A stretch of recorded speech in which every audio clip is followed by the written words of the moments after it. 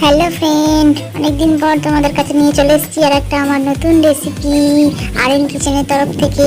তোমরা সবাই ভালো আছো? আশা করি ভালো আছো। চলো আজকে আমি তোমাদের দেখাবো দই কাতলা রেসিপি। আমি আমার মতো করেছি, তোমরা অনেকবার খেয়েছো হয়তো তোমাদের মতো করে, কিন্তু আমার মতো করে একবার ট্রাই করে দেখো, অসাধারণ হয়েছিল। তো চলো দেখে নিয়ে যাই, দেখে দিচ্ছি কি কি লাগছে। প্রথমে তেজপাতা, শুকনো লঙ্কা, পেঁয়াজ বাটা, কাতলা মাছের টুকরো আছে 5টা, পোস্ত, কাজু বাদাম বাটা, এদিকে মাছ আমি ভাজতে দিয়ে দিলাম। তো চলো এবার একে একে দেখাবো। মাছটা খুব শক্ত করে ভাজবো না, জাস্ট সোনালি কালার হবে আর আমি মাছটা নামিয়ে নেবো। দেখো মাছটা আমার প্রায় আর হয়ে এসছে।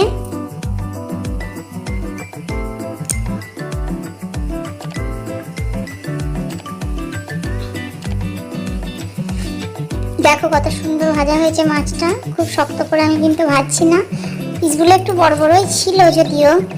তো চলো উঠিয়ে নিই।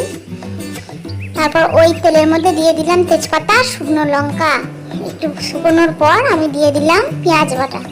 পেঁয়াজ বাটাটা আস্তে আস্তে সুন্দরভাবে কষিয়ে সোনালি কালার চলে এলে দিয়ে দেব ওর মধ্যে আমার গুঁড়ো মশলাগুলো, যার মধ্যে যাচ্ছে তোমার দেখো লবণ,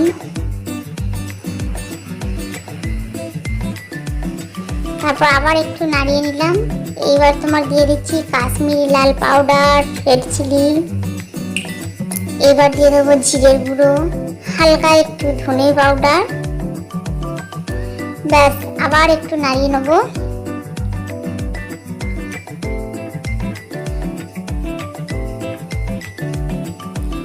একটু ভালো করে নাড়িয়ে নেওয়ার পর দিয়ে দেবো হচ্ছে কাজু পোস্ত বাটা, ব্যাস দিয়ে আবার আমি কষাতে থাকবো।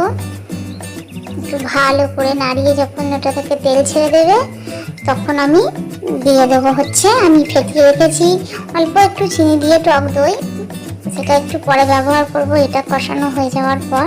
এই দেখো দিয়ে দিচ্ছি টক দই, বাটিতে রেখেছি। আস্তে আস্তে এটাকে ফেটাবো, ফেটিয়ে মিশিয়ে নেবো। বেশি জোর জাল দেওয়া যাবে না ফ্রেন্ড, এই সময় বেশি জোর জাল দিলে দইটা ফেটে যাবে। তো দেখো দইটা কষানোর পর আমি দেব হচ্ছে এতে কাঁচা লঙ্কা, এইবার দিয়ে দেবো প্রয়োজন মতো গ্রেভি বানানোর জন্য একটু গরম জল। তোমরা যেমন ঝোল খেতে পছন্দ করো সেইভাবে দেবে, আমি খুব ঝোল করিনি যদিও মাখো মাখো করেছিলাম জিনিসটা। চলো এবার আমি মাছগুলো ছেড়ে দিচ্ছি। মাছগুলো ছেড়ে দেওয়ার পর কিন্তু বেশিক্ষণ করবো না, 4 থেকে 5 মিনিট মতো আমি নাড়িয়ে চাড়িয়ে ওপর থেকে গরম মশলা ছড়িয়ে নামিয়ে দেবো।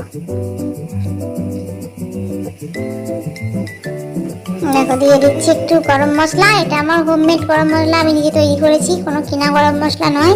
দিয়ে দিলাম সামান্য একটু ঘি ওপর থেকে, সুন্দর একটা সেন্ট হবে বলে। তো চলো এবার আমি নামিয়ে নেবো আস্তে আস্তে। হয়ে গেছে রেডি আমার দই কাতলা। উপর থেকে একটু দিয়ে দিলাম পেঁয়াজ ভাজা, দেখতে সুন্দর লাগবে বলে। এই দেখো নামিয়ে নিলাম। কত সুন্দর কালারটা হয়েছে, কি সুন্দর দেখতে হয়েছে, খেতেও কিন্তু সুন্দর হয়েছিল। আমরা এবার ভাত দিয়ে খাবো, দেখো কত সুন্দর দেখতে লাগছে দই কাতলা। ভালো থেকো সবাই, টাটা।